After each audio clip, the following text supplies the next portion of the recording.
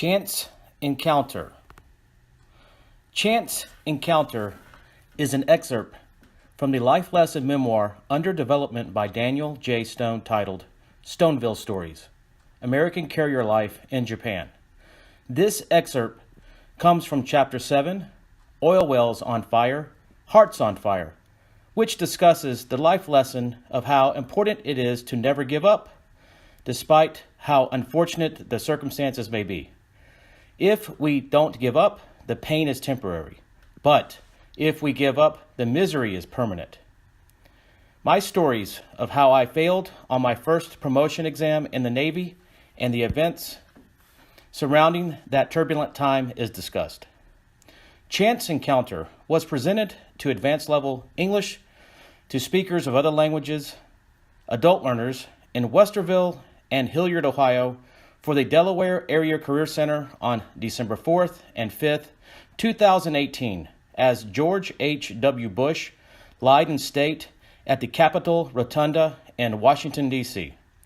Bush, 41, passed away at the age of 94 on November 30th, 2018. Chance Encounter. The time I met my commander-in-chief.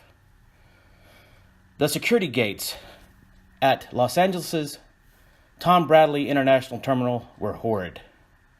The media was still coming out to take footage for the local and national news of the passengers waiting in the long lines that seemed to move at a snail's pace. With my airport badge, I walked to the front of the line, not without at least every other step being stopped by a waiting passenger with a question that I didn't have an answer.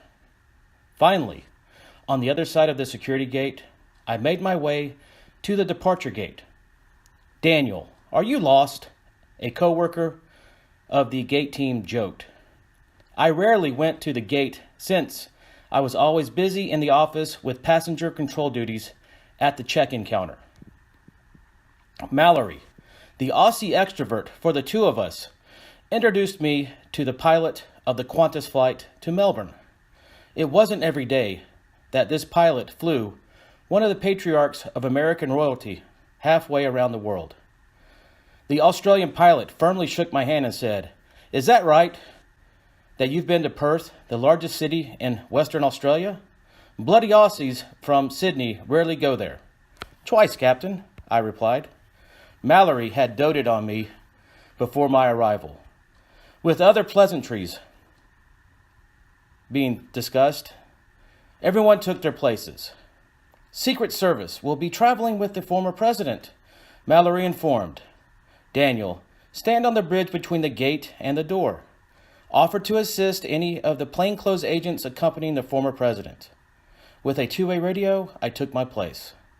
In the reflection of the window, I adjusted my tie, dusted off my blazer, combed my hair with my fingers, and spit-shined my shoes as if Lieutenant Bono was getting ready to give me an inspection on the Indy.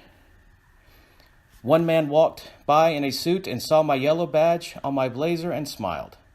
Then another, and another. They must be Secret Service, I thought. A few minutes passed, and finally, the recognizable figure and smiling face came into view. Former President George H.W. Bush was walking down the bridge towards me. As he got closer, I instinctively stiffened my back and straightened my legs. With reverence, I greeted my former commander-in-chief. "Good evening, sir," as if I were back in the Navy. "Good evening," former President Bush said to me with a smile and connecting his eyes to mine. I noticed that he had 2 carry-on bags in each hand. For a split second, I considered offering to carry his bags. I decided not to when I saw another man wearing a suit about 10 feet away from him, probably another Secret Service agent. In December 2001, former President Bush was strong, tall, and still the owner of the room with his charismatic smile, I observed. About 2 to 3 inches taller than me, he glanced down and smiled when he passed. It was a late one for me. I could only imagine how the former president must have felt being out and about at the time of the day for for a person in the twilight of his life. I, on the other hand, was 28 years old at the time and had a killer exam waiting for me the following morning. The former President Bush being safely on board, I returned to the counter and waited for all of the other Australian-bound flights to depart. At home, I showed my wife a duplicate first-class boarding pass with the name George Walker printed on it. My wife wanted to know what former President Bush and I talked about at the airport. I gave President Bush some advice on what to tell the men when he arrived in Australia. I joked as my wife and I enjoyed a glass of wine before going to bed. Former President Bush was traveling to Australia that evening to meet with former Australian Prime Minister John Howard and to give a speech to the Australian military, one of the newest members to join the coalition against the evil forces that were behind the terrorist attacks in New York and Washington, D.C. in September 2001. Chance encounter.